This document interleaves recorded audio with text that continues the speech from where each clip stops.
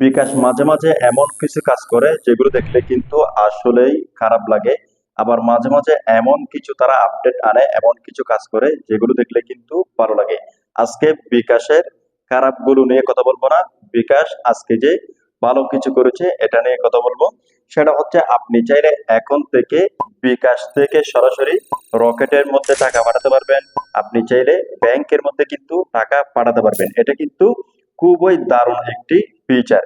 So আপনি কিভাবে ব্যাংকের মধ্যে সরাসরি বিকাশ থেকে বা রকেটের মধ্যে টাকা পাঠাবেন, চলুন আপনাদেরকে সেই প্রসেসটি দেখিয়ে দিচ্ছি। এই জন্য হচ্ছে শুরুতেই আপনাকে বিকাশের মধ্যে চলে আসতে হবে। বিকাশে আসার পর এখান থেকে স্ক্রল করে একটু নিচে চলে আসবেন। নিচে আসার পরে এই যে এখানে অন্যান্য সেবা সমূহ নামে একটি আপনার অপশন পেয়ে যাবেন। এখান থেকে হচ্ছে আপনি একটু সোয়াইপ করবেন এই যে বাঁ দিকে। সোয়াইপ করার পরে এখানে দেখতে পাচ্ছেন এনপিএসবি নামে একটি নতুন অপশন শো করেছে। আপনি হচ্ছে জাস্ট এটাতে ক্লিক করে দিবেন। ক্লিক করার পরে দেখতে পাচ্ছেন এখানে ব্যাংক অ্যাকাউন্ট, আপনি হচ্ছে মোট 23টি ব্যাংক অ্যাকাউন্টের মধ্যে কিন্তু সরাসরি বিকাশ থেকে আপনি টাকা ট্রান্সফার করতে পারবেন। এই যে এখানে যদি ক্লিক দেন তাহলে ব্যাংক অ্যাকাউন্ট যোগ করুন। এখানে দেখতে পাচ্ছেন অনেকগুলো কিন্তু ব্যাংক রয়েছে। সো পরবর্তীতে হয়তো আরো কিছু অ্যাড হবে। এখন যদি এখান থেকে ব্যাক দিই তাহলে এর নিচে দেখতে পাচ্ছেন এমএফএস অ্যাকাউন্ট। এখানে হচ্ছে আপনি 3টি মোবাইল ব্যাংকিং এর মধ্যে কিন্তু এখন টাকা পাঠাতে পারবেন।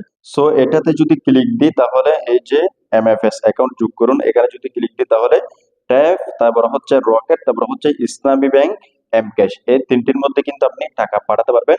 তবে এখানে কিন্তু দুঃখের বিষয় নগদ কিন্তু এখনো অ্যাড করেনি, হয়তো পরবর্তীতে কিন্তু আসবে।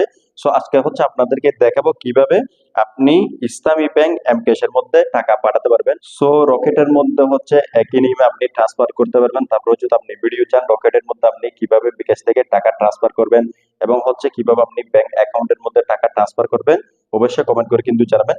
সো এখন হচ্ছে ইসলামী ব্যাংক, এম ক্যাশের মধ্যে টাকা পাঠানোর জন্য এখানে হচ্ছে ক্লিক করতে হবে। ক্লিক করার পরে এখন দেখতে পাচ্ছেন এখানে হচ্ছে আপনার যেই ফেস রয়েছে সেটা হচ্ছে তার একটু স্ক্যান করবে। এখান থেকে নিচে দেখতে পাচ্ছেন শুরু করুন নামে একটা অপশন পেয়ে যাবেন। এখনই এখানে জাস্ট আপনি ক্লিক করবেন। ক্লিক করার পরে একটু হচ্ছে লোডিং করবে। লোডিং করার পরে এই যে দেখতে পাচ্ছেন তারা হচ্ছে যেভাবে চেহারার স্ট্রাকচার দেখাবে আপনি হচ্ছে ঠিক সেভাবে কিন্তু করবেন। এই যে দেখতে পাচ্ছেন এখন হচ্ছে মাথা উপরে তুলতে বলতেছে। সো মাথা হচ্ছে উপরে তুলবো। ওকে, আমি হচ্ছে স্ক্যান ভেরিফাইটা কিন্তু করে নিয়েছি। তারা যেভাবে বলবে আপনি ঠিক সেভাবে কিন্তু করে নেবেন। এখন হচ্ছে এটা একটু সময় নেবে, মানে চেহারাটা যাচাই করার জন্য আসলে এই অ্যাকাউন্টটি আপনার কিনা। ওকে, আমাদের হচ্ছে চেহারাটা কিন্তু নিয়ে নিয়েছে, একটু হচ্ছে আপনি অপেক্ষা করবেন। নিয়ে নেওয়ার পরে নিচে থেকে এগিয়ে যাওয়ার নামে একটা অপশন পেয়ে যাবেন। এখানে ক্লিক করবেন। ক্লিক করার পরে এখন দেখতে পাচ্ছেন এমএফএস অ্যাকাউন্ট নাম্বার, এখানে হচ্ছে আপনি ক্লিক করবেন, মানে আপনার এমকেসির যে নাম্বারটি রয়েছে আপনি সেটা এখানে দিয়ে দিবেন। নাম্বারটি দেওয়ার পরেই নিচে দেখতে পাচ্ছেন অ্যাকাউন্ট টাইটেল সেভ করা এমএফএস এর নাম লিখুন, মানে এই এমক্যাশটি যার তার নামটা হচ্ছে আপনি এখানে লিখে দিবেন। নামটি দেওয়ার পরে নিচে থেকেই এগিয়ে যাওয়ার নামে একটা অপশন পেয়ে যাবেন। আপনি হচ্ছে এখানে ক্লিক করবেন। এখন হচ্ছে আপনার বিকাশের যে পিন নাম্বারটি রয়েছে আপনি সেটা এখানে দিয়ে দিবেন।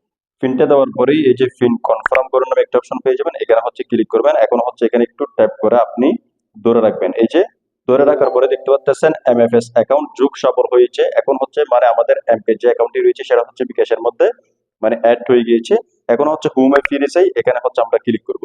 এখন হচ্ছে আমরা হচ্ছে আবারও এই পেজের মধ্যে চলে আসবো যেখান থেকে আমরা প্রবেশ করেছিলাম এনপিএসবি তে। আবারও হচ্ছে আপনি এনপিএসবি তে ক্লিক করবেন। ক্লিক করার পরে এখন হচ্ছে আবারও এমএফএস অ্যাকাউন্ট এটাতে ক্লিক করবেন। ক্লিক করার পরে এই যে দেখতে পাচ্ছেন আমাদের এমক্যাশ অ্যাকাউন্টটি কিন্তু এখানে যুক্ত হয়েছে। এখন হচ্ছে আপনি জাস্ট এখানের মধ্যে ক্লিক করবেন।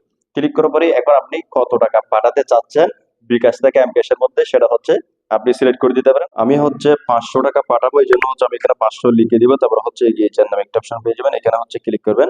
ক্লিক করার পরে দেখতে পাচ্ছেন এই যে এখানে এখন আপনার বিকাশের যে পিন নাম্বারটি রয়েছে সেটা হচ্ছে এখানে দিতে বলবে। সো আমি হচ্ছে দিয়ে দিলাম। এখন হচ্ছে আবারও পিন কনফার্ম করুন, এখানে হচ্ছে ক্লিক করতে হবে। এখন যদি আমি এখানে এই যে ট্যাপ করে ধরে রাখি তাহলে এই যে দেখতে পাচ্ছেন একটু ওয়েট করার সাথে সাথে এই যে দেখতে পাচ্ছেন এমএফএস ট্রান্সফার এনপিএসবি সফল হয়েছে। এই জায়গাটা সবকিছু দেখাচ্ছে। এখন হচ্ছে এখান থেকে আমি ব্যাক দিলাম, ঠিক আছে। এই যে ইনবক্সে গেলাম। এখন হচ্ছে এই যে এখানে দেখাচ্ছে, এখন আমি সরাসরি এম ক্যাশের মধ্যে গিয়ে আপনাদেরকে দেখাচ্ছি। এই যে আমি এম ক্যাশের মধ্যে আসলাম। আসার পরে এই যে এখানে ট্যাপ ব্যালেন্স এখানে যদি ক্লিক করি এই যে এখানে 500 টাকা যে এসেছে সেটা হচ্ছে এখানের মধ্যে কিন্তু দেখাচ্ছে। ওকে, সো আশা করছি বুঝতে পেরেছেন কিভাবে আপনি বিকাশ থেকে সরাসরি এম ক্যাশের মধ্যে বা ব্যাংক অ্যাকাউন্টের মধ্যে অথবা হচ্ছে রকেটের মধ্যে টাকা পাঠাবেন। সো দেখা হচ্ছে আবার নতুন কোনো ভিডিওতে। আল্লাহ হাফেজ।